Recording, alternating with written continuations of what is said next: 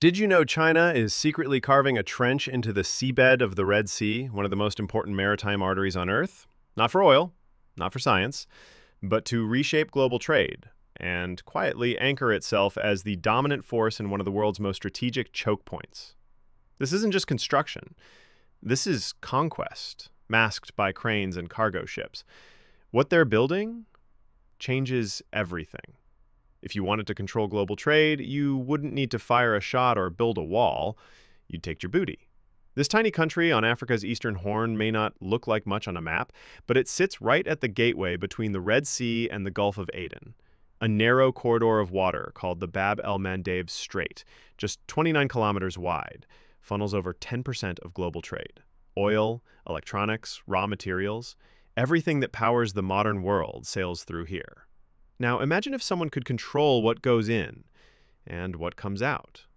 Djibouti is that gate, and China found the key.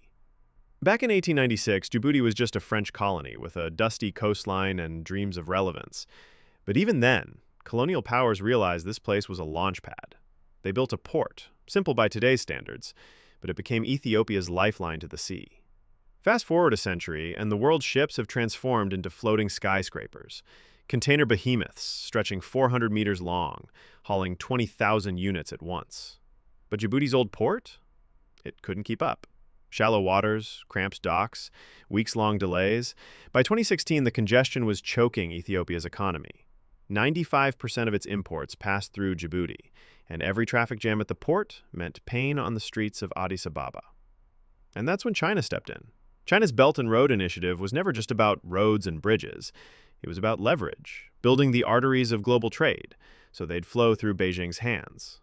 Djibouti checked every box. Strategic location, friendly government, desperate for investment. So, in 2017, China financed and helped build the Doraleh multi-purpose port, a deep-water facility capable of docking ships that would have snapped the old colonial harbor in half.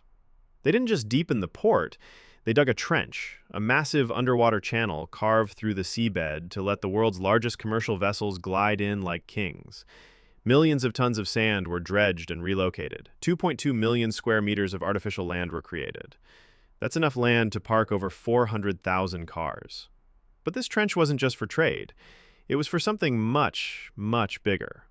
Just 2 months after the port opened, China unveiled its real ace, a naval base, not near the port, right next to it.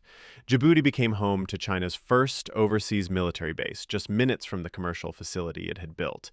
It was a move straight out of Sun Tzu's playbook: build infrastructure, win loyalty, and plant your flag quietly. The base houses up to 2,000 PLA Marines. It features bunkers, warehouses, fuel depots, and docking stations, built on the same dredged trench that welcomed cargo ships. Now, it welcomes destroyers. China says it's for anti-piracy, and yes, Somali pirates once wreaked havoc in these waters.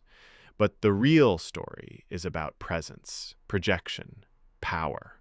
That trench, it wasn't just about economics. It was about warships, about subs, about potentially launching aircraft carriers into the Indian Ocean without sailing 5,000 miles from Shanghai. And here's the kicker. Just across the way sits Camp Lemonnier, the U.S.'s largest military base in Africa. Two global powers, one tiny country, a trench beneath their feet.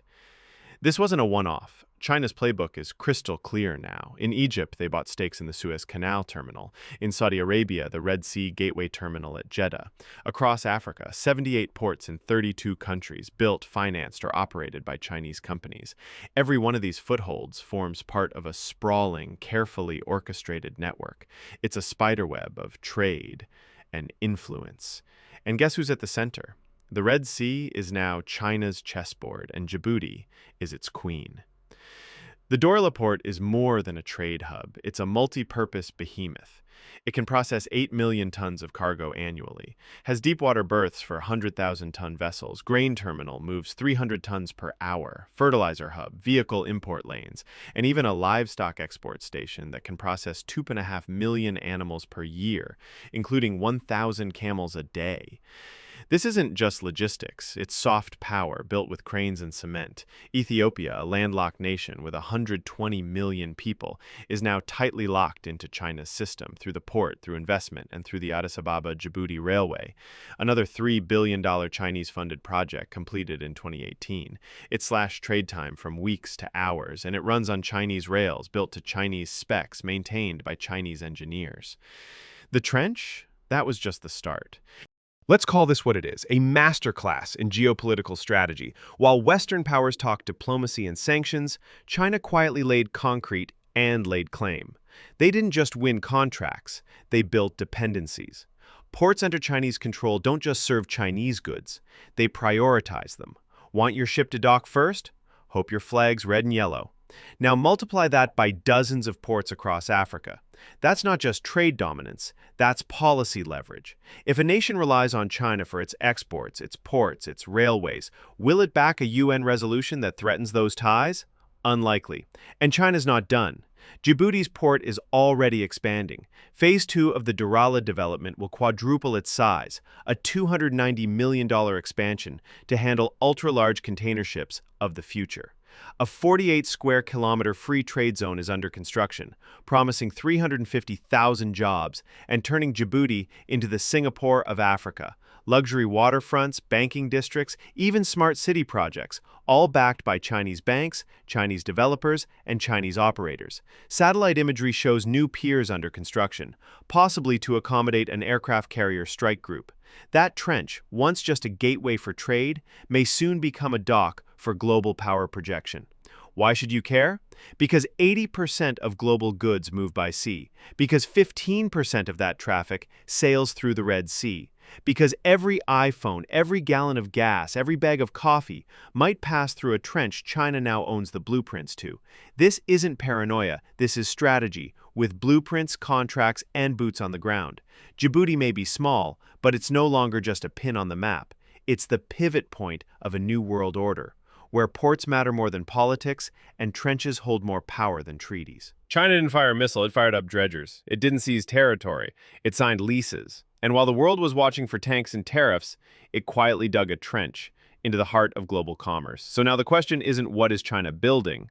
The question is, who else is digging trenches while we're looking the other way? Let us know your thoughts in the comments, and stay curious. We'll see you in the next story.